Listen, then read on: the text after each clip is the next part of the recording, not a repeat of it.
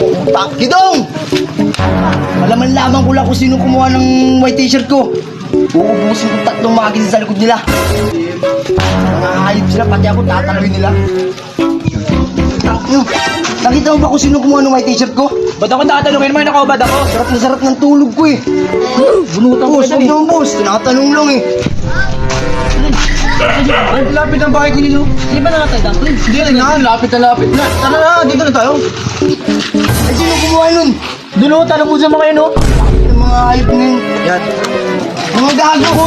Kayo ba kumuha ng white t-shirt ko? Nawawala kasi sa bahay eh. Baka nakita nyo. May patalatandaan ako dun. Anong palatandaan mo? May tas-tas yun sa manggas. Baka nakikita nyo. Boss, parang ganito, boss. Eka.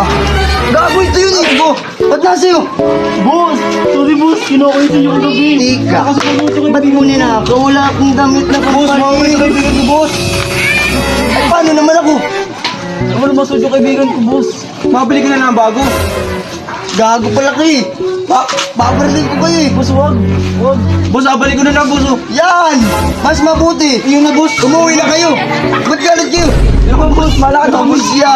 Ingat.